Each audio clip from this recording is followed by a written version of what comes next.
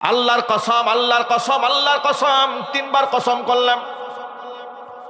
গোটা পৃথিবীর সমস্ত বৃদ্ধাশ্রমগুলো যদি তন্ন তন্ন করে খুঁজে বের করেন, সেখানে আপনি ইঞ্জিনিয়ারের বাবা মা পাবেন, ডাক্তারের বাবা মা পাবেন, বড় বড় অফিসার পণ্ডিতদের বাপ মা পাবেন। কসম আল্লাহর, একজন হাফেজের বাপ মা আপনি খুঁজে পাবেন না, একজন আলেমের বাপ মা খুঁজে পাবেন না। এমন কি কেন এটা হয়েছে? তার কারণ একটাই, ওই যে আমি আগেই বলেছি, আমার সন্তানদেরকে মাদ্রাসাতে আমরা তিল তিল করে শিক্ষা দিয়ে বড় করি যে তোমার কাছে তোমার বাপ মার সম্মান অনেক উপরে। আমার সন্তানদেরকে আমরা হাদিস শিখায় বলি, রিদাল্লাহি ফি রিদাল ওয়ালিদাইনি ওয়া সাখাতুল্লাহি ফি সাখাতিল ওয়ালিদাইন। বাপ মা যদি খুশি হয়ে যায়, স্বয়ং আল্লাহ পাক ওই সন্তানের উপর খুশি হয়ে যান। বাবা মা যদি নারাজ হয়ে যায় সঙ্গত কারণে, আল্লাহ রাব্বুল আলামিন ওই সন্তানের প্রতি নারাজ হয়ে যান। এই শিক্ষাগুলো আমাদের সন্তানদেরকে আমরা হাতে খড়ি করে দেই। সুবহানাল্লাহ কোন। এই জন্য কোরআন সুন্নাহ শিক্ষায় শিক্ষিত হয়ে সন্তানরা বিয়াদব হয় না, বাপ মা গায়ে হাত তুলে না, বরং প্রতিনিয়ত রবের কাছে বাপ মার জন্য দোয়া করে বলে, রব্বির হামহুমা কামা রব্বায়ানি সগীরা। সবাই পড়েন, রব্বির হামহুমা কামা রব্বায়ানি সগীরা। বাস্তবতা উপলব্ধি করার চেষ্টা করেন। ইদা মাতাল ইনসান ইনকাতা আনহু আমালুহু। মানুষ যখন মারা যায়, নিজের করার কিছুই থাকে না, আমলনামা বন্ধ হয়ে যায়। কিন্তু মরে যাওয়ার পরেও ব্যক্তির জন্য আমলনামার 3টা দরজা খোলা থেকে যায়। ইল্লা মিন সাদাকাতিন জারিয়াহ। চলমান কোনো দান যদি কোনো বান্দা করে যায় এই দুনিয়াতে, পৃথিবী থেকে চলে যাওয়ার পরেও কবরের মধ্যে আমলনামার মধ্যে সওয়াব রেসানি জারি থাকে। যেমন এই যে মাদ্রাসা করেছে অজপাড়া গায়ে, নিজের পকেটের টাকা খরচ করে এত সুন্দর করে প্রতিষ্ঠান যিনি গড়লেন, এত বড় জায়গাটা যিনি দান করলেন, দুনিয়া থেকে তিনি যদি চলেও যান, কসম আল্লাহর, সওয়াব বন্ধ হবে না, বন্ধ হবে না। কিয়ামত পর্যন্ত আমলনামার মধ্যে সওয়াব আল্লাহ পাক জারি রেখে দিবে।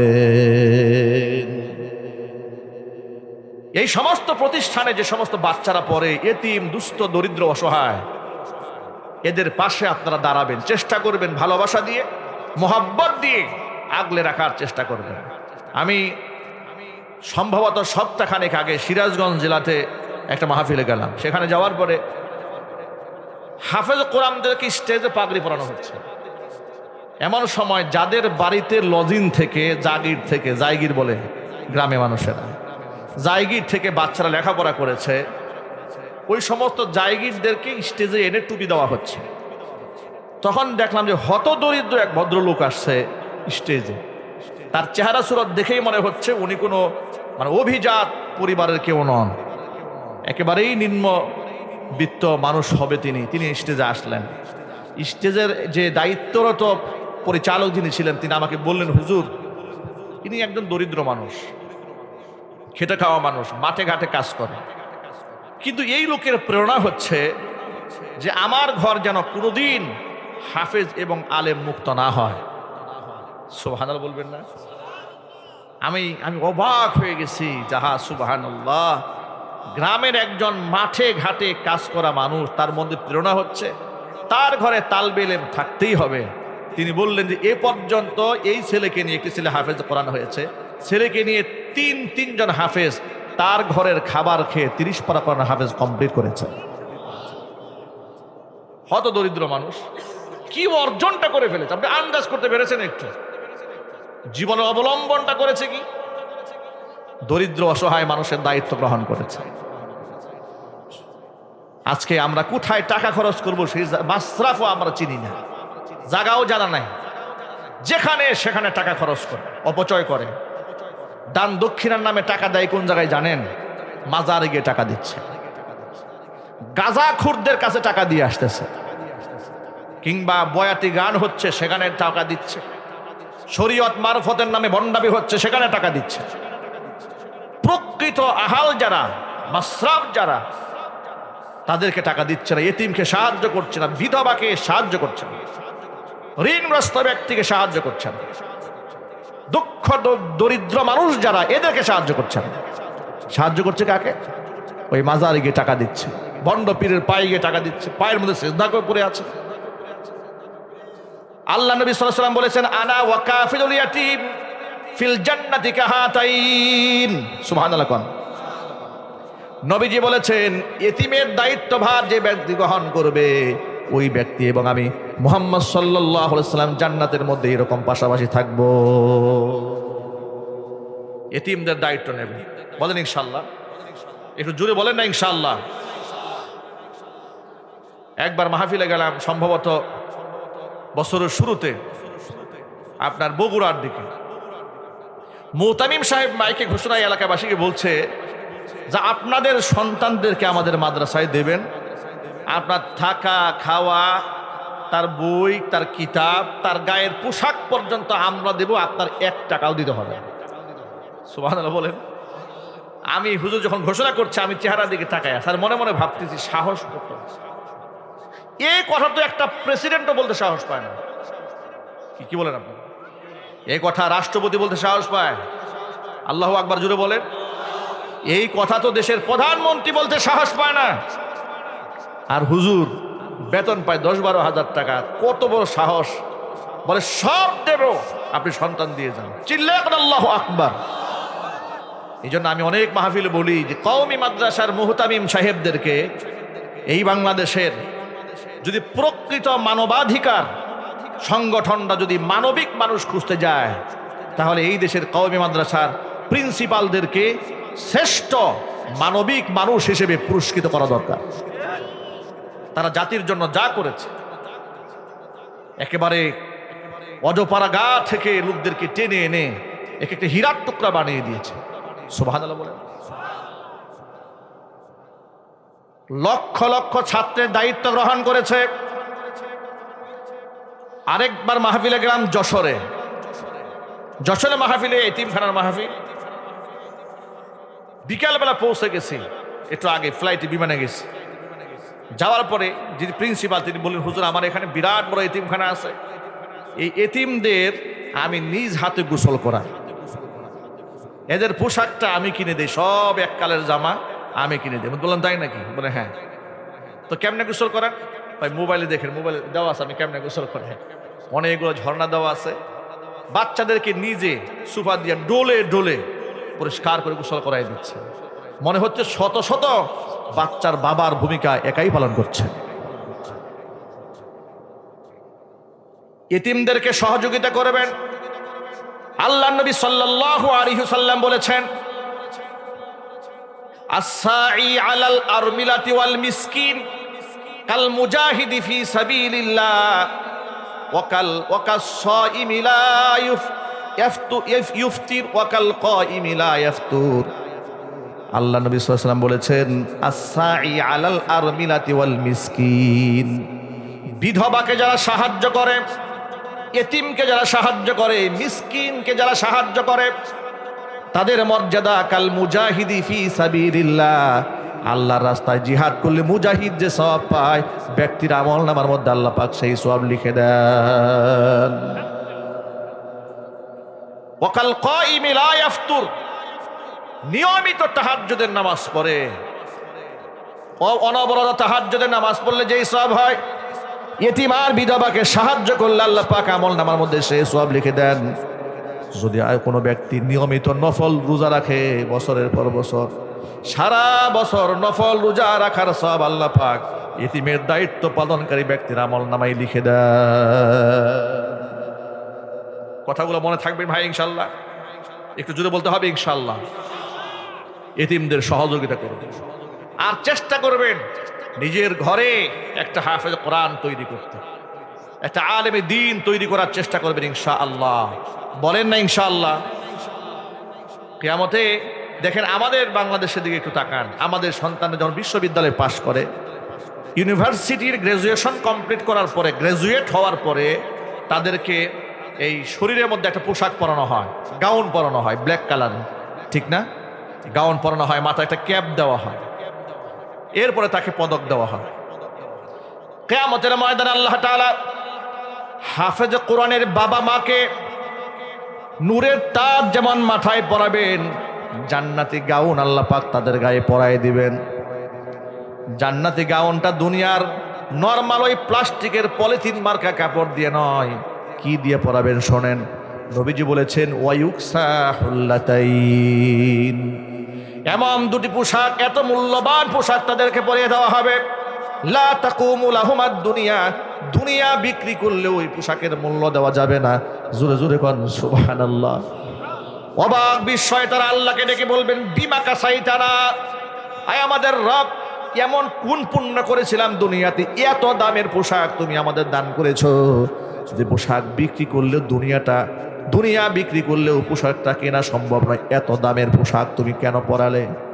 আল্লাহর পক্ষ থেকে জবাব দেওয়া হবে ফায়ুকালু লাহুমা বিআখযি ওয়ালাদিকুমাল কোরআন, তোমাদের সন্তানরা কোরআন পড়েছিল, কোরআনের ধারক এবং বাহক সন্তানদেরকে বানিয়েছিলে, এই জন্য আজকে তোমাদেরকে এই মর্যাদার পোশাক পরিয়ে দেওয়া হলো। আমরা কি কিয়ামতে লাঞ্ছিত অপমানিত হতে চাই না সম্মানিত হতে চাই? কারা কারা সম্মানিত হতে চান হাত দেখি তো ভাই। মাশাআল্লাহ, আল্লাহ কবুল করে, জোরে কোন আমিন। আর চিৎকার দিয়ে এখন আমিন। আমরা এই প্রতিষ্ঠানগুলোকে কদর করব, ঘরে ঘরে হাফেজ কোরআন তৈরি করব, বলি ইনশাআল্লাহ। নিয়ত আছে না ভাই? ইনশাআল্লাহ। সন্তানদেরকে হাফেজ বানান, আলেম বানান। সন্তান মাদক সেবী হবে না, সন্ত্রাস হবে না, গুন্ডা হবে না, মাস্তান হবে না, অভদ্র হবে না, ডাকাত হবে না, খুনি হবে না। আপনার সন্তানকে দেখে কেউ ভয় পাবে না, বরং আপনার সন্তানকে সবাই কলিজা দিয়ে ভালোবাসবে। আমার মনে আছে আমি একবার শিশুকালে হাফেজ হয়েছি, 11 বছর বয়সে আমি হাফেজ হয়েছি। আমার গ্রামের লোকেরা, এমনকি পরিচিত অপরিচিত যত মানুষ আছে, সারা জীবন আমাকে নাম ধরে খুব কম মানুষ ডাক দিয়েছে। লোকেরা আমাকে হাফেজ সাহেব বলে ডাকতে। শিশুকালে ছোটবেলায় হাফেজ হয়েছি, লোকেরা বলতেন হাফেজ সাহেব এদিকে আসেন, আসেন বলতেন, হাফেজ সাহেব বলতেন। 11 বছরের বাচ্চা, ল্যাংটা হয়ে তো গোসল করার বয়স, কথা বলেন ঠিক কিনা বলেন? আমাদেরকে হাফেজ সাহেব বলে ডেকেছে। মসজিদে নামাজে গিয়েছি, অন্য বাচ্চাদেরকে ধাক্কায় পিছনে ফেলে দেয়, আর আমাদেরকে লোকেরা বলে হাফেজ সাহেব সামনে আসেন। সুবহানাল্লাহ বলবেন না? এই ইজ্জতটা কে দিয়েছে জোরে বলেন তো ভাই? আল্লাহ পাক দান করেছেন। আল্লাহু আকবার। কোরআনে কারিমের শান এটা, এটা নতুন নয়, এটা একেবারে সৃষ্টি লগ্ন থেকে যুগ যুগ ধরে কোরআনের সাথে যারাই সম্পৃক্ত থেকেছে আল্লাহ পাক তাদের ইজ্জত বাড়িয়ে দিয়েছেন। উহুদের ময়দানে 70 জন সাহাবী শহীদ হয়ে গিয়েছিলেন। 35টা কবর খনন করা হয়েছিল। কবরের মধ্যে 2 জন করে শহীদ শুয়ে দেওয়া হবে এক একটা কবরের মধ্যে। নবী করিম সাল্লাল্লাহু আলাইহি ওয়াসাল্লাম সাহাবীদেরকে বলেন, ও সাহাবীরা 35টা কবর খনন করো। মদিনায় যারা জিয়ারায় গিয়েছেন, জিয়ারা করতে গিয়ে আপনারা দেখেছেন শুহাদায়ে উহুদ, উহুদের ময়দানে শহীদ হয়েছিলেন, বিরাট বড় বাউন্ডারি দেওয়া। সেখানে শহীদ যারা হয়েছেন উহুদের ময়দানে, ওই সমস্ত জান্নাতি মেহমানগুলো শুয়ে আছে। কবরের মধ্যে শুয়াতে যাচ্ছেন আল্লাহর নবী, একজনকে সামনে আর একজনকে পেছনে। সামনে কাকে শোয়াবেন, পেছনে কাকে শোয়াবেন? নবীজি জিজ্ঞেস করতেছিলেন, এই 2 জনের মধ্যে কোরআন শরীফ ভালো তেলাওয়াত কে বেশি জানতো আমাকে বলো। সাহাবায়ে কেরাম বলতেছিলেন, হে রাসূল, তুলনামূলকভাবে এই 2 জনের মধ্যে ইনি একটু ভালো তেলাওয়াত জানতেন, যার ব্যাপারে কোরআন বেশি ভালো জানতেন বলে সাহাবায়ে কেরাম সাক্ষ্য প্রদান করছিলেন। নবীজি সাল্লাল্লাহু আলাইহি ওয়াসাল্লাম তাকে মাথার কাছে সামনে অ্যাডভান্স করে শোয়াই দিচ্ছিলেন। কবরে শোয়াবার ক্ষেত্রে, শহীদদের শোয়াবার ক্ষেত্রে কোরআন দিয়ে ক্লাসিফিকেশন করা হয়েছে, তারতম্য করা হয়েছে, মর্যাদাগত পার্থক্য করা হয়েছে। জোরে কোন আল্লাহু আকবার। আর সেই কোরআনটাকে আমরা কি পরিমাণ অবহেলা করেছি। এই যে আমার সামনে যারা বসে আছে, মাইকের আওয়াজ বাহিরে যাচ্ছে, লজ্জাজনক বাস্তবতা হচ্ছে যে কোরআন মর্যাদার প্রতীক, সেই মুসলমানেরা কোরআন বাদ দিয়া পশ্চিমা ধাঁচে কাফের মুশরিকদের গোলামি করে সম্মান খুঁজে বেড়াচ্ছে। কথা বলেন ঠিক কিনা বলেন? কাফেরদের গোলামি করলে কি সম্মান পাওয়া যায়? একটু জোর আওয়াজে বলেন। বিগত স্বৈরাচারীর আমলে তারা সম্মান খুঁজে বেরিয়েছে কাফেরদের দাসত্ব করে। কথা বলেন ঠিক কিনা বলেন? তারা মুসলমানদের সাথে শত্রুতা করেছে, আলেমদের সাথে শত্রুতা করেছে, দাড়ি টুপিওয়ালাদেরকে অবজ্ঞা করেছে, মিথ্যা মামলা দিয়ে দেশের বরেণ্য সম্মানিত আলেমদেরকে বছরের পর বছর নির্যাতন করেছে, পাশবিক নির্যাতন চালিয়েছে। খুশি করেছে বেঈমানদেরকে, রামদেরকে খুশি করেছে, বামদের খুশি করেছে, মুশরিকদের পদলেহন করেছে। বিনিময় কি হয়েছে? বিনিময় কি হলো? বিনিময় দাঁড়ালো সারা জীবন কাফির বেঈমানদের গোলামি করে সম্মানিত আলেম ওলামাদেরকে বেইজ্জত করার ফল এমন ভাবে ভোগ করতে হলো। দুনিয়াতে এত লাঞ্ছনা নিয়া, এত গঞ্জনা নিয়া গোষ্ঠী সহ রাষ্ট্র ছেড়ে পালাইছে এমন ইতিহাস দুনিয়া তার কোনো দেশেই নাই। একটু জোরে বলেন, ঠিক কিনা বলেন? কেন? এগুলো সব হচ্ছে এদের কর্মফল। আল্লাহ এবং রসুলের পথে আছে সম্মান, সুবহানাল্লাহ। বেঈমানদের পথে সম্মান, সুন্নাহর মধ্যে সম্মান আছে। যুবকেরা মুখে দাড়ি রাখবেন, দাড়ির মধ্যে সম্মান আছে। ওরা তো আগে দাড়িওয়ালাদেরকে মৌলবাদ বলতো, উগ্রবাদ বলতো। আমার নামে 5-7টা মামলা দিয়ে দিয়েছে। আমি বক্তা মানুষ, ওয়াজ করি, সারা দুনিয়ার মানুষ আমাকে চেনে। আমার রাত এবং দিন আজহারু মিনাশ শামসি, সূর্যের চাইতে স্পষ্ট মানুষের কাছে। আমাদের গোপন কোনো প্রোগ্রাম নাই। বিগত 16 বছরের ইতিহাসে 95% বক্তব্য আমার রেকর্ড আছে ক্যামেরায়। আপনি সার্চ দিলে আমার সব বক্তব্য শুনতে পারবেন। এরা আমাদেরকে আন্ডারগ্রাউন্ডের লোক বানিয়ে দিয়েছে। আমরা নাকি গোপন কিছু একটা ষড়যন্ত্র বাংলাদেশে করি, মামলা দিয়ে দিয়েছে। আমাদেরকে খারাপ বানিয়ে নিজেরা ভালো শাস্তে চেয়েছে। আল্লাহ সুবহানাহু ওয়া তাআলা এমন লাঞ্ছনা গঞ্জনা দিয়েছে। আমি তো বলি স্বৈরাচারী তো শরম নাই।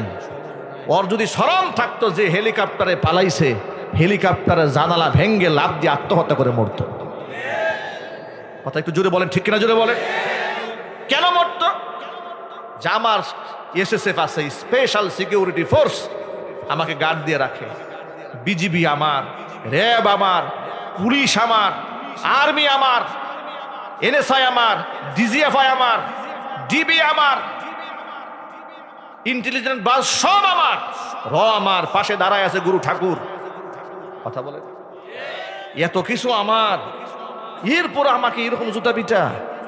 দুপুরে খাওয়ার টাইম নাই, মেকআপ দেওয়ার সময় নাই, একটা ভাষণ দিয়া বিদায় নেবে তার সময় নাই। সেনাবাহিনীকে বললো 1 ঘন্টা সময় দেওয়া আমাকে। বলে সময় আছে 40 থেকে 45 মিনিট। গাট্টিগুল করবেন না, পিঠের চামড়া থাকবে না, দায়িত্ব কিন্তু বুঝবো না আমি কিছু। কথা বলেন, ঠিক কিনা বলেন? একেবারে ডাইনিং টেবিলে খাবার দাবার সব রেডি। আন্দাজ করতে পেরেছেন? এক সময় জাতি হতাশ হয়ে গিয়েছিল। লোকেরা আমাদেরকে বলতেন, হুজুর এত দোয়া করেন, দোয়া কবুল হয় না। কি দোয়া করেন? কথা বলেন। আমি আমার নিজের চোখে দেখেছি কাবা ঘর ধরে ধরে লোকেরা এই স্বৈরাচারের বিরুদ্ধে বদদোয়া করছে। কাবা ঘরে গিলাফ ধরে আলেমদের জন্য দোয়া করেছে, স্বৈরাচারের বিরুদ্ধে বদদোয়া করেছে। পুলিশরা ধরে না কি বলতো জানেন? ধরে নিয়ে গিয়ে বলতো, বদদোয়া যা করার করেন, ওয়াজ আমাদের বিরুদ্ধে কথা বলেন। মানে বদদোয়া, লানাত, এটাকে তারা হালকা বানিয়ে দিয়েছিল সেই 1500 বছর আগের কাফেরদের মতো। কই কিছু তো নাজিল নাজিল হয় না, এরকম বলতো। ঠিক না জোরে বলেন? এদের অবস্থা তাই হয়েছিল। এখান থেকে আমাদের শিক্ষা আছে না নাই? আরো জোরে বলেন। আমরা দাম্ভিক হব না, অহংকারী হব না। আমরা কাফেরদের গোলামির মধ্যে সম্মান খুঁজবো না। আমরা সম্মান খুঁজে বেড়াবো আল্লাহ এবং রসুলের আনুগত্যের মধ্যে। বলেন ইনশাআল্লাহ। ওমরে ফারুক রাদিয়াল্লাহু তাআলা আনহু একবার ফিলিস্তিন বিজয়কালে, মসজিদে আকসা আজকে মুসলমানদের বেদখল হয়ে গেছে, ইনশাআল্লাহ এটা আমাদের হাতে চলে আসবে। বলেন ইনশাআল্লাহ। এর জুড়ে বলেন ইনশাআল্লাহ। সিরিয়া যেহেতু আমাদের হাতে আল্লাহ পাক ফিরিয়ে দিয়েছেন, ইনশাআল্লাহ মসজিদে আকসাও ফিরে আসবে। যদিও চেষ্টা করছে এটাকে দখল নেওয়ার জন্য, বোমা হামলাও করেছে, বোম্বিং করেছে। ইনশাআল্লাহ আমেরিকা যেমন আফগানের মাটি থেকে নাকানি চুবানি খাইয়া নাকে খত দিয়া চোরের মতো পালিয়েছে, কেউ সিরিয়ার মাটি থেকে চোরের মতো পালাতে হবে ইনশাআল্লাহ। প্রিয় ভাইয়ের আমার, মসজিদে আকসা মুসলমানদের কবজায় আসার আগে সেখানকার খ্রিস্টান পাদ্রীরা মুসলিম মুজাহিদদের সাথে কন্ট্রাক্টে আসলো, চুক্তিতে আসলো, তোমাদের আমিরুল মুজাহিদিন তোমাদের যিনি আমির আছেন, লিডার আছেন, আমিরুল মুমিনিন খলিফাতুল মুসলিমিন যিনি আছেন, তাকে আমাদের কাছে আসতে বলে আমরা তার সাথে সন্ধি চুক্তিতে যেতে চাই। মসজিদে নববী থেকে, মদিনা থেকে তিনি রওনা হয়েছেন ফিলিস্তিনের উদ্দেশ্যে। ফিলিস্তিনের উদ্দেশ্যে যখন তিনি যাচ্ছেন, একটা আন্তর্জাতিক সফর, গোটা অর্ধজাহানের সম্ভাব্য খলিফা হযরত ওমর যাচ্ছে আন্তর্জাতিক সফরে, সাথে মাত্র একজন খাদেম, জোরে কোন সুবহানাল্লাহ, একজন সফর সঙ্গী নিয়ে যাচ্ছে। তো সাহাবায়ে কেরাম তার জন্য একটা ঘোড়া ঠিক করেছে। ঘোড়াটা একটু দ্রুত দৌড় দেয় যাতে করে অল্প সময় পৌঁছতে পারে। ঘোড়া সেট করার পরে উনি ঘোড়ার উপর সওয়ার হলেন। ঘোড়াটাকে নিয়ে জোরে একটু দৌড় দিয়েছে। উনি ঘোড়াকে লাগাম টেনে ধরেছে, ব্যাক করে নিয়ে আসছে। নিয়ে এসে বলে, এই ঘোড়া, এটা শয়তান, এটাকে আমার চোখের সামনে থেকে সরাও। ঘোড়াকে তিনি কি বললেন? শয়তান বলে, এটা আমার চোখের সামনে থেকে সরাও। আমার যে দুর্বল উঠ যেটা আছে, আমি নর্মাল চলি যেটা, ওটাই নিয়ে আসো, আমি ওটা নিয়ে যাবো। বলে কেন, কি হয়েছে? যে এটা শয়তান এজন্য বলেছে, ও যখন দ্রুত গতিতে দৌড় দিয়েছে, তা আমার মনের মধ্যে একটা ভাব আসছে যে ঘোড়া আমার মধ্যে ভাবের তৈরি করেছে, ও তো ঘোড়া না, ও তো শয়তান। সুবহানাল্লাহ। কোন খলিফা এমন একটা পোশাক গায়ে দিয়েছে, পোশাকটা বিভিন্ন জায়গার মধ্যে তালি দেওয়া, সেরা। তো যারা সাহাবায়ে কেরাম যারা ছিলেন, সাথী সঙ্গী যারা ছিলেন, তারা কেউ চাচ্ছেন না তিনি এই পোশাকটা পরে ফিলিস্তিন যাক, কেউ চাচ্ছেন না। কিন্তু এই কথাটা হযরত উমরের সামনে বলবে কে? আল্লাহ পাক তার মধ্যে একটা রূপ দান করেছিলেন। আল্লাহ রসুল বলেছেন, যে রাস্তায় উমর হাঁটে সেই রাস্তায় শয়তানও হাঁটে না। সুবহানাল্লাহ। কি বাড়ি গিয়ে বলবেন? মুসলমানদের খলিফা, সুবহানাল্লাহ।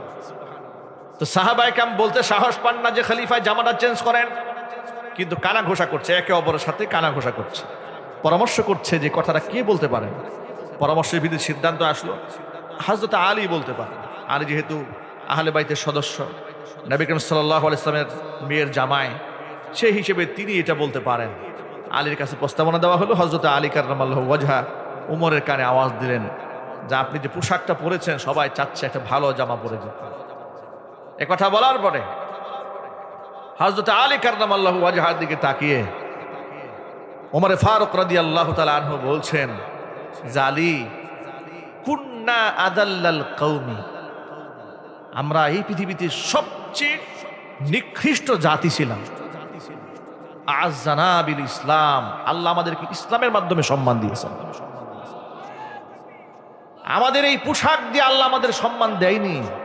আমরা আরবের ওই পশমি পোশাক পরতাম, ঘামের দুর্গন্ধে পরে থাকতাম মাঠের উপর মাঠ। এরপরে রোম পারস্যের রাজা, বাদশাহ, সম্রাটেরা আমাদেরকে নিকৃষ্ট গোলাম মনে করছে। আর আজকে তারা আমাদের ভয়ে থরথর করে কাঁপছে। এই প্রভাব পোশাক দিয়ে আসে নাই, আযযানা বিল ইসলাম, ইসলামের মাধ্যমে এসেছে। পোশাক ফালাই রাখো, পোশাক মানুষকে সম্মানিত করে না, ইসলাম মানুষকে সম্মানিত করে। আজকে আমরা নীতি, নৈতিকতা, আদর্শ সব ধ্বংস করে দিয়েছি। আমরা সম্মান খুঁজে বেড়াচ্ছি পোশাকে, সম্মান খুঁজে বেড়াচ্ছি বুরকাহীন জীবনে, সম্মান খুঁজে বেড়াচ্ছি প্যান্টে, শার্টে। প্যান্ট একটা পড়ছে 14 জায়গায় সেরা, কথা বলেন আছে না নাই? কিছু প্যান্ট পড়ছে যুবকদের নাভি সহ খুলে পড়ে যাচ্ছে, ঠিক কিনা বলেন? এর মধ্যে সেই স্মার্টনেস খুঁজে বেড়াচ্ছে।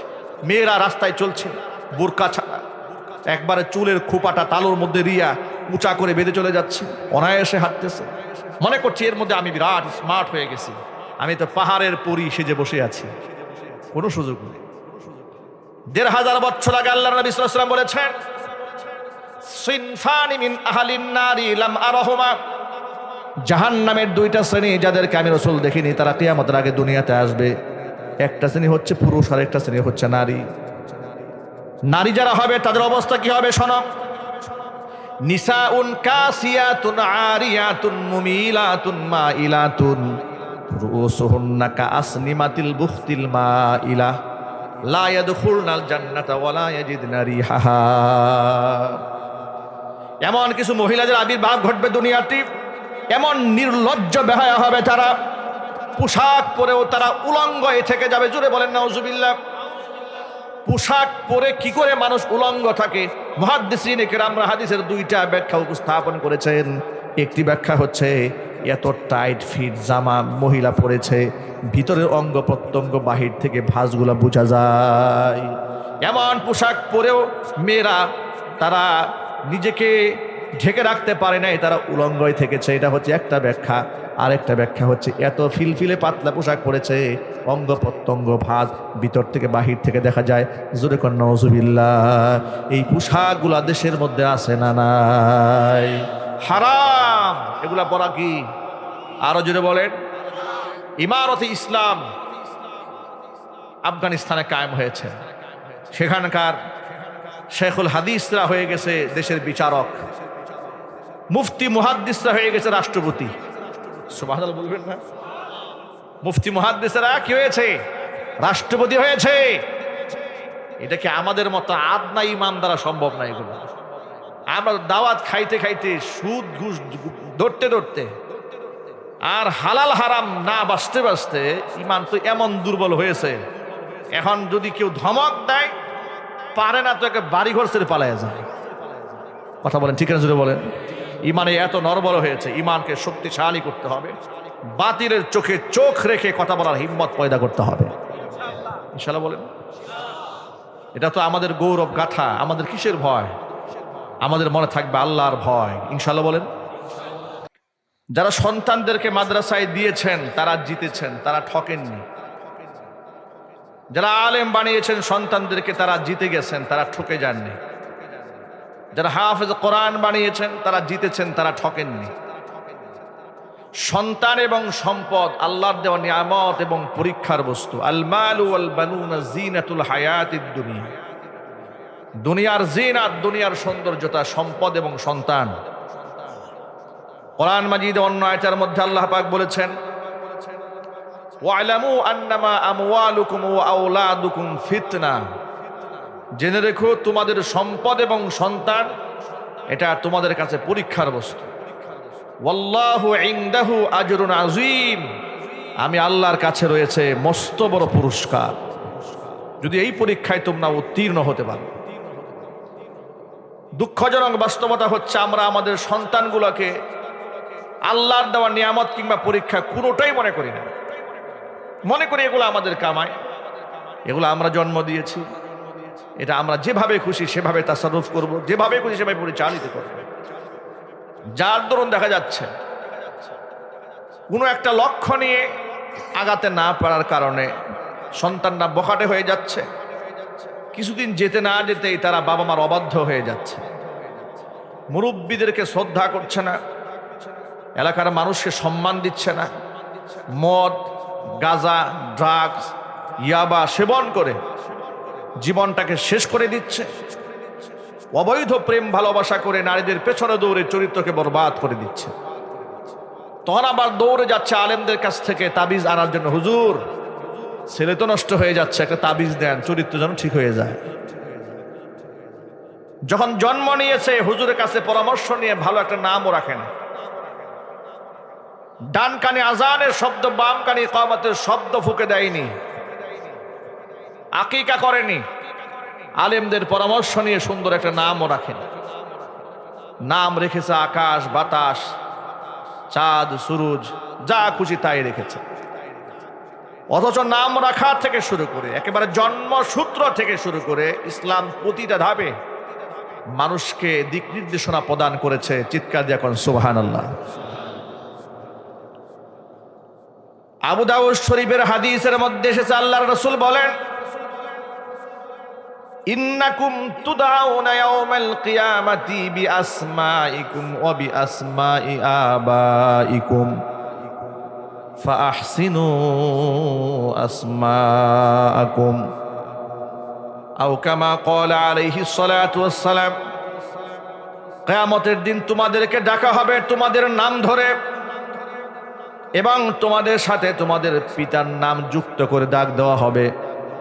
ফাআহসিনু আসমাআকুম, সুতরাং সুন্দর সুন্দর তোমরা নাম রেখো, ভালো ভালো নাম রেখো। সুবহানাল্লাহ বলেন। নামের গুরুত্ব অপরিসীম। আমরা সন্তানদের ভালো নামও রাখি না, যেভাবে খুশি আধুনিক নাম। ফোন দিয়ে লোকেরা বলে যে একটা অর্থবোধক নাম দেন, তা না বলে কি বলে জানেন? গার্জিয়ান আমাদের ফোন দেয়, ফোন দিয়ে বলে হুজুর একটা মডার্ন নাম দেন তো, একটা আধুনিক নাম দেন। কখনো বলে না হুজুর একটা অর্থবোধক নাম দেন, এটা বলে না। আবুল তাবুল নাম রাখে। নাম রাখছে ফিহা, জানেও না যে এটার অর্থটা কি। কোরআন শরীফে আছে, ফিহা নাম রেখেছে। আজকে দেখলাম কোথায় যেন মাইকিং হচ্ছে, একটা হসপিটালের মাইকিং হচ্ছে, ডক্টর, একটা মহিলা ডাক্তার, নাম ঘোষণা করা হচ্ছে মাকামাম মাহমুদ। মাকামাম মাহমুদ একজন ডক্টর, তিনি দেখবে একজন মহিলার নাম কোথায় পেয়েছে, কোরআনে পেয়েছে, জানেও না এর নামের অর্থটা কি, নাম রেখে বসে আছে। এটা কি মানুষের নাম নাকি জাগার নাম, না পাহাড়ের নাম, না পর্বতের নাম, কোনো কিছু জানা নাই, কোরআন শরীফ পেয়েছে, নাম লাগিয়ে দিয়েছে। ভালো ভালো নাম নিতে হবে আলেমদের কাছ থেকে পরামর্শ নিয়ে, ইনশাল্লাহ। বলেন ইসলাম কি বলেনি, সব বলে দিয়েছে। ইসলাম একজন ছোট্ট বাচ্চার প্রতি আমার আচরণটা কেমন হবে তা বলে দিয়েছি। আল্লাহ রাসূল বলেন, মান লাম ইয়ারহাম সগীরানা ওয়া লাম ইউক্কির কাবীরানা ফালাইসা মিন্না। যে ব্যক্তি আমার ছোটদেরকে স্নেহ করে না, বড়দেরকে সম্মান দেয় না, সেই ব্যক্তি আমি মুহাম্মদ সাল্লাল্লাহু আলাইহি সাল্লামের উম্মতের অন্তর্ভুক্ত নয়। ছোটদেরকে স্নেহ করা, এটার নাম ইসলাম। বড়দেরকে শ্রদ্ধা করা, এটার নাম ইসলাম। আমাদের মাদ্রাসাগুলোতে আমরা আমাদের ছাত্রদেরকে হাতে খড়ি করে কি শেখায় দেখেন। কোনো গার্জিয়ান যদি আমাদের মাদ্রাসায় আসে, মসজিদে নামাজ পড়তে আসে, আমরা ছোট্ট ছোট্ট বাচ্চাদেরকে শিখিয়ে দেই, তোমরা সবগুলো জুতা একেবারে সুন্দর করে সোজা করে রেখে দাও। কওমি মাদ্রাসায় বাচ্চাদেরকে তালিম দেওয়া হয়, এই তারবিয়াত দেওয়া হয়। তালিম হচ্ছে শেখায়, তরবিয়াত হচ্ছে হাতিখড়ি করে শেখানো, এটা করা হয় বাচ্চাদেরকে। আমাদের মাদ্রাসাতে বেশ কিছু গার্জিয়ান এসেছে, তো ছাত্ররা জুতাগুলা, আমাদের তো প্রাইভেট প্রতিষ্ঠান, টাকা দিয়ে লেখাপড়া করে, বাচ্চাদেরকে শেখানো হয়েছে এগুলা তোমরা করবে। যত গার্জিয়ান আসুক, যত লোক মাদ্রাসায় ঢুকবে, সকলের জুতা ছাত্ররা তোমরা সোজা করে রাখবে। ছোটবেলা থেকে বড়দেরকে শ্রদ্ধা এবং সম্মান করার শিক্ষাটা মাদ্রাসা থেকে দেওয়ার কারণে মাদ্রাসা পড়ুয়া ছেলেরা সাধারণত উচ্ছৃঙ্খল হয় না, বেয়াদব হয় না, তারা চান্দাবাজ হয় না, মাস্তান হয় না, ডাকাত হয় না, খুনি হয় না, পিতা মাতার অবাধ্য সন্তান তারা হয় না। কারণ শিশুকাল থেকেই এদেরকে পিতা মাতার শ্রদ্ধা শেখানো হয়েছে, মুরব্বীদের সম্মানবোধ শেখানো হয়েছে। আমরা বাচ্চাদেরকে মাদ্রাসায় আসলে জিজ্ঞেস করি, বাড়িতে গিয়ে সালাম দিয়েছিলে কাকে কাকে বলো তো। এই যে বাচ্চাদেরকে একেবারে কাদা মাটি থেকে মানুষ যেমন হাতে মেখে পুতুলগুলা বানায়, মাদ্রাসাগুলোর মধ্যে আমাদের সন্তানদেরকে আমরা এইভাবে হাতে খড়ি করে এক একটা সোনার টুকরা, এক একটা হীরার টুকরা বানাই। আমি তো আল্লাহর নামের শপথ করে বললাম, আমাকে কাফারা দিতে হবে না কসমের। গোটা সমাজ ব্যবস্থার জন্য বর্তমানে মাদ্রাসা শিক্ষাটা কতটা জরুরি হয়ে দাঁড়িয়েছে।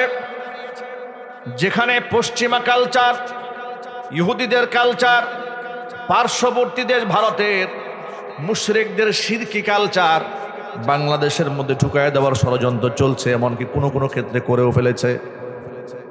এগুলা করে যখন মানুষদেরকে জাহান্নামমুখী করে নেওয়া হচ্ছে, ঠিক ওই মুহূর্তে যদি আমার সন্তানদেরকে আমি দিন শিখাই, ইসলাম শিখাই, কোরআন শেখাই, শুধু পরকালে আজরে আজিম পাবো তা নয়, দুনিয়াতে আল্লাহ রব্বুল আলামিন আমাকে সম্মানের জিন্দেগি উপহার দেবেন। মনে রাখবেন, সন্তানের কারণে কিয়ামতের দিন অসংখ্য বাবা মা জাহান্নামে যাবে, আবার সন্তানের কারণে অসংখ্য বাবা মা আল্লাহর কাছে এত বেশি সম্মানিত হবেন, তারা নিজেরা হতবাক হয়ে যাবেন। তারা কল্পনাও করতে পারবে না এত সম্মান আমাদেরকে আল্লাহ কেন দিলেন। আমি আপনাদেরকে বলি, পরকালে রবের সামনে দাঁড়াতে হবে, এই ব্যাপারে কি আপনাদের কোনো সন্দেহ আছে নাকি? কবরে সোয়াল জবাব আছে, সন্দেহ আছে?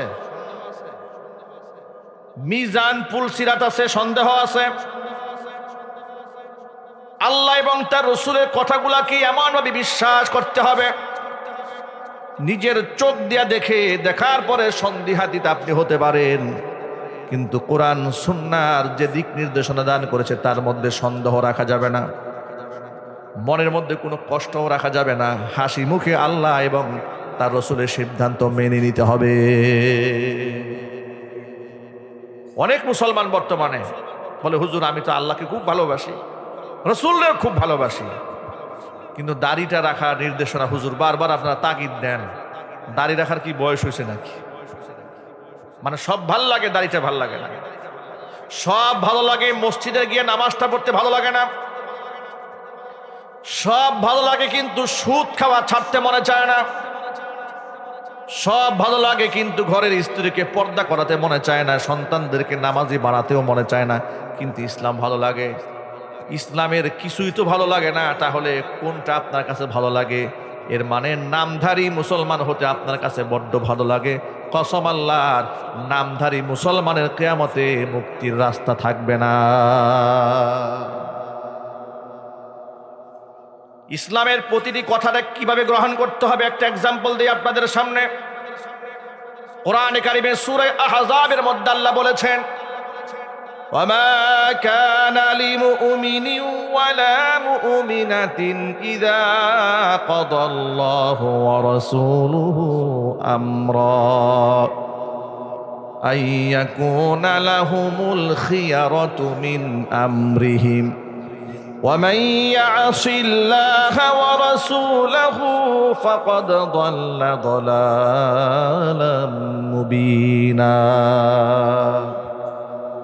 কোন ব্যাপারে যদি ইযা কাদাল্লাহু ওয়া রাসূলুহু আমরা, আমি আল্লাহ এবং আমার রসুল যদি কোনো ব্যাপারে কোনো সিদ্ধান্ত দিয়ে ফেলে, ফয়সালা দিয়ে ফেলে, কোনো ব্যাপারের চূড়ান্ত ঘোষণা দিয়ে দেয়, শুনানি করে ফেলে, তাহলে আমি আল্লাহর দেওয়া সিদ্ধান্ত এবং আমার রসুলের দেওয়া সিদ্ধান্তের মধ্যে পৃথিবীর কোনো মুমিন নারী পুরুষের অধিকার নাই নিজের পক্ষ থেকে মতামত ব্যক্ত করার। ওয়ামাই ইয়াসিল্লাহ ওয়া রাসূলা, যদি আমার দেওয়া সিদ্ধান্ত এবং আমার রসুলের দেওয়া সিদ্ধান্তকে বাদ দিয়া ভিন্ন পথে কেউ চলে, আমার কথাকে যদি লঙ্ঘন করে, আমার রসুলের কথা যদি লঙ্ঘন করে,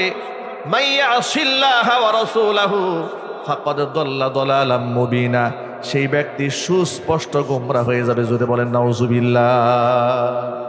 তাহলে আল্লাহর দেওয়ার সিদ্ধান্ত হাসি মুখে মেনে নেওয়ার দরকার আছে না নাই?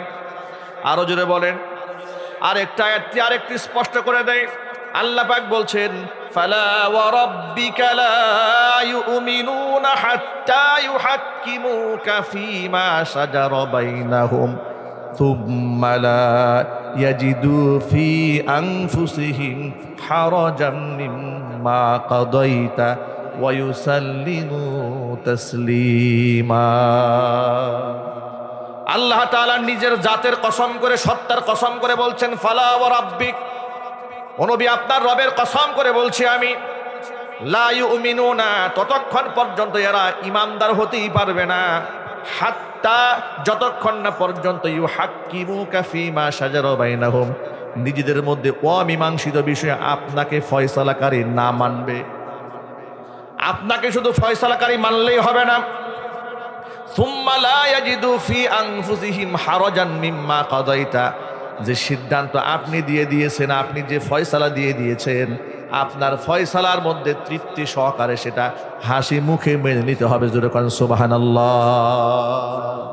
ওয়া ইউসাল্লিমু তাসলিমা, একেবারে হাসি মুখে তো গ্রহণ করতে হবে। লা ইয়াজিদু মিন আনফুসিহিম হারাজান, মনের মধ্যে কোনো কষ্ট রাখা যাবে না, অভিযোগ রাখা যাবে না। সুবহানাল্লাহ বলেন। আল্লাহ এবং তার রসুলের সিদ্ধান্ত হাসি মুখে কিভাবে মানতে হয় একটা হাদিস শোনাই আপনাদেরকে। আল্লাহর হাবিব সাল্লাল্লাহু আলাইহি ওয়াসাল্লামের একজন সাহাবী, তার নাম ছিল হযরতে জুলাইবিব রাদিয়াল্লাহু তাআলা আনহু। আকার আকৃতিতেও খাটো ছিলেন, চেহারার মধ্যে কোনো মাধুর্যতা ছিল না, সৌন্দর্যতা ছিল না, লাবণ্যময় চেহারা তার ছিল না। জুলাইবিব রাদিয়াল্লাহু তাআলা আনহু, তিনি জওয়ান ছিলেন, নওজোয়ান থাকার পরেও কোনো মেয়ের বিবাহের প্রস্তাব তার জন্য আসে না, কিংবা তাকে কেউ বিবাহের প্রস্তাব দেয়ও না। একদিন তিনি নবীজি সাল্লাল্লাহু আলাইহি সাল্লামের কাছে বলছেন, ইয়া রাসূলুল্লাহ, জান্নাতে যে ব্যক্তিদেরকে আল্লাহ তাআলা হুর দিবেন, আমার মতো জুলাইবিবকে আল্লাহ তাআলা কি জান্নাতে হুর দিবেন? সুবহানাল্লাহ। জান্নাতের রমণী, যাদের ব্যাপারে সূরা আর রহমানে এত প্রশংসা এসেছে, ফিহিন্না কাসিরাতুত তরফ লাম ইয়াতমিসুহুন্না ইনসুন ক্বাবলাহুম ওয়ালা জান। তারা এমন পবিত্র নারী আর এতটা লাজুক প্রকৃতির বেহেশতের হুরেরা যে তারা লজ্জায় চক্ষুকে নিম্নগামী করে রাখে। আল্লাহ পাক তাদের রূপের প্রশংসা করে বলছেন, কান্নাহুন্না লুউলুউ ওয়াল মারজান। সুবহানাল্লাহ। কোন একেবারে মনে হচ্ছে মণিমুক্তা সদৃশ, এইরকম লাবণ্যময় তারা। তাদেরকে না কোনো পুরুষ মানুষ স্পর্শ করেছে, না কোনো জিন স্পর্শ করেছে। সুবহানাল্লাহ। এ কথা যখন তিনি রসুলের সামনে বলেন, হে আল্লাহ রসুল, আমার মতো জুলাইবিব যদি জান্নাতে যায়, আল্লাহ কি আমাকে হুর দেবেন? নবীজি তার মনোভাব বুঝতে পেরেছেন। হুজুর তাকে বললেন, ব্যাপারটা কি ও জুলাইবিব, তুমি বিবাহ কি করতে চাও? তোমার কি বিবাহের প্রয়োজন আছে? জুলাইবিব বললেন, ইয়া রাসূলুল্লাহ, বিবাহের তো হাজাত আছে, কিন্তু আমার মতো ব্যক্তিকে কে বিবাহ করবে? আমার যে চেহারার যে দশা, আমার যে অবস্থা, আমার নাই পারিবারিক কোনো ব্যাকগ্রাউন্ড, স্ট্যাটাস নাই, সামাজিকতা নাই, আমার সাথে আত্মীয়তা করতে বন্ধনে কে রাজি হবে? আমি তো এমন লোক খুঁজে পাচ্ছি না। আল্লাহর নবী তার জন্য এবার পাত্রী খোঁজা শুরু করলেন। উপযুক্ত পাত্রী মদিনাতুল মুনাওয়ারায় কার ঘরে আছে? খোঁজ খবর নিতে নিতে একজন আনসারী সাহাবীর ঘরে একজন সুন্দরী মেয়ে আছে উপযুক্ত বিবাহের। হুজুর জানতে পারলেন, ওই আনসারী সাহাবীকে ডাকলেন। ডাকার পরে বললেন, তোমার ঘরে উপযুক্ত মেয়ে আছে, বিবাহ দিতে চাও? বলে, অবশ্যই দেব ইয়া রাসূলুল্লাহ। আমি তোমার জন্য, তোমার মেয়ের জন্য বিবাহের প্রস্তাব পেশ করলাম। এ কথা শুনে আনসারী সাহাবী খুব মহা খুশি। হে রাসূল, আপনি আমার মেয়ের জন্য বিবাহের প্রস্তাব দিয়েছেন, এর থেকে আনন্দের আর কি হতে পারে? রাসূল বললেন, বিবাহের প্রস্তাব তো দিয়েছি, তবে আমার জন্য নয়। প্রস্তাব দিয়েছি জুলাইবিবের জন্য। জুলাইবিব নাম শোনা মাত্র আনসারী সাহাবীর মনটা একটু খারাপ হয়ে গেল, কারণ তিনি তো তার সম্পর্কে জানেন। দেখতে সুন্দর নন, স্মার্ট না, পারিবারিক ব্যাকগ্রাউন্ড মজবুত না, খাটো মানুষ, কালো মানুষ।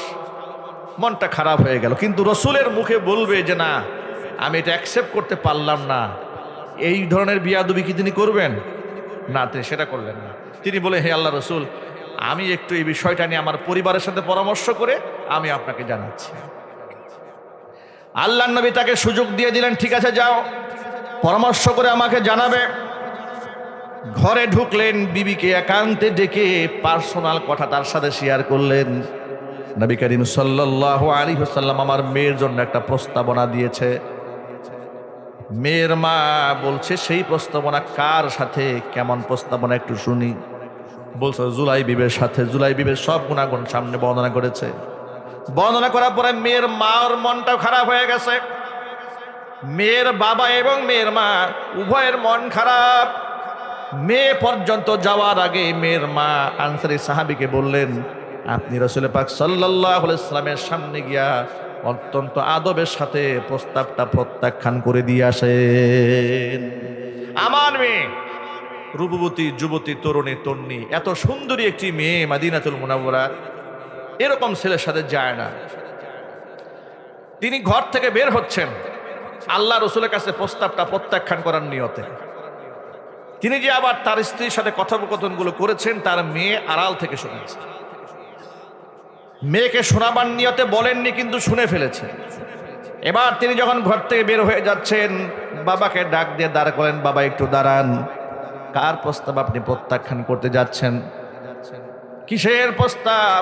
কেন প্রত্যাখ্যান করতে যাচ্ছেন? তিনি বললেন যে না, জুলাইবিবের মতো ব্যক্তির সাথে তোমার মানায় না। মেয়েটি বলছে, আপনি কি জানেন না আল্লাহ কোরআনে কি বলেছেন?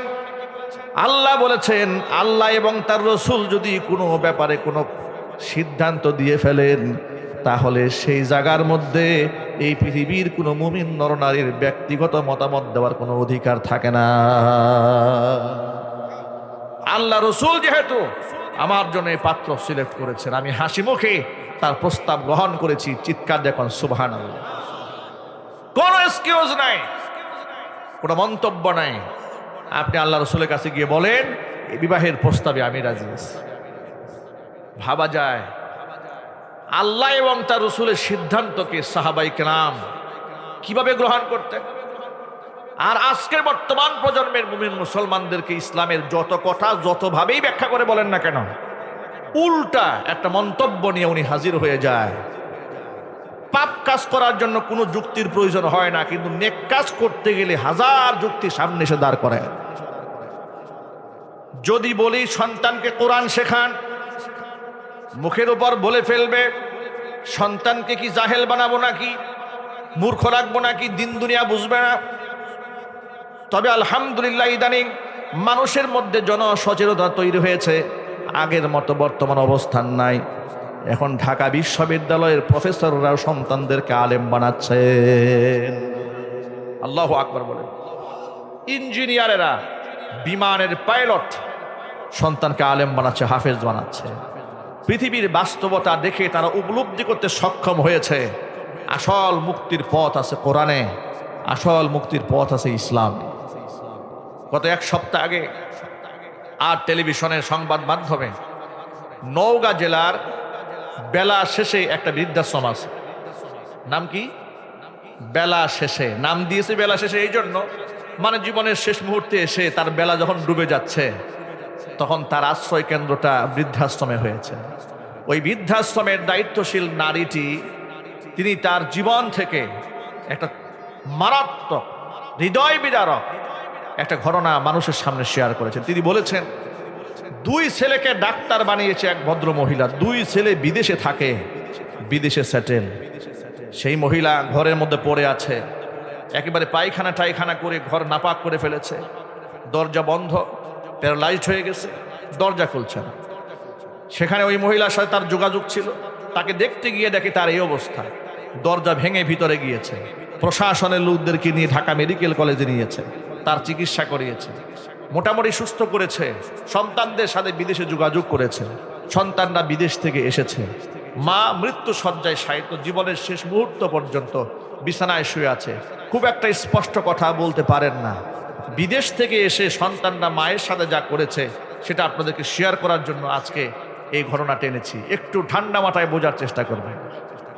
উনি বলছেন বিদেশ থেকে সন্তানরা এসে যে কার্যক্রমগুলো সবার আগে করলো, মা তো চলে যাচ্ছে, মরে যাচ্ছে, মরে যাওয়ার আগে শেষ মুহূর্তে হাতের মধ্যে আপনার কালি লাগিয়ে যত রকমের স্ট্যাম্প আছে, দলিল আছে, সব দলিলের মধ্যে স্ট্যাম্পের মধ্যে সই নেওয়া শুরু করলো। সন্তানেরা মাকে দেখতে আসে না, ওরা বিদেশ থেকে এসেছে, মায়ের নামে যে প্রপার্টি আছে, সম্পদ আছে, মরে যাওয়ার আগে সবগুলাকে নিজের করে নেওয়ার জন্য টিপ সই টই নেওয়ার পরে বৃদ্ধাশ্রমের মহিলাকে বলছে, ওই ডাক্তার বলছে আপনি আমার বোনের মতো, আপনি আমার মাকে নিজের মায়ের মতো একটু লালন পালন করবেন। আমরা তো বিদেশ থাকি, এদেশে কিছু করতে পারি না, যাচ্ছে না, মায়ের চিকিৎসা করেন, যেখানে যা করা দরকার আমার বিদেশ থেকে সব ব্যবস্থা করে দেব। এ কথা বলে সন্তানদ্বয় বিদেশে আবার উড়াল দিয়েছে। বৃদ্ধাশ্রমে মহিলা বলছে, ওই মহিলা কথা বলে কান্না করে দিয়েছে যে আমি আমার নিজের মায়ের মতো আমি এই মহিলাটাকে জীবনের শেষ মুহূর্ত পর্যন্ত তাকে আগলায় রেখেছি, সর্বস্ব দিয়ে তাকে সুস্থ করার চেষ্টা করেছি। কিন্তু অবাক করা বিষয় হচ্ছে যে সন্তানেরা এই বৃদ্ধা মায়ের টিপসই নিয়ে চিরদিনের জন্য বিদায় হয়ে গেলেন, একটি বারের জন্য তারা ফোন দিয়ে খবরও নেন নাই মা বেঁচে আছেন না মরে গেছে। এটা হচ্ছে পৃথিবীর বাস্তবতা। এই বাস্তবতাকে উপলব্ধি করার পরে আজকে বড় বড় শিল্পপতিরা, ইঞ্জিনিয়ার, লয়ার, ব্যারিস্টার, প্রফেসরেরা সন্তানদেরকে আলেম বানাবার স্বপ্ন দেখছে। তারা এতটুকুন জানে আমার সন্তান হয়তো দুর্নীতি করে 1000 কোটি টাকার মালিক হবে না, কিন্তু আমার সন্তানের কারণে পৃথিবীতে আমার চোখের পানি ঝরবে না, বরং আমার সন্তান 10,000 টাকা মাসে ইনকাম করলেও এই সন্তানের দ্বারা আমি সম্মানিত হব দুনিয়াতে, সম্মানিত হব আখিরাতে।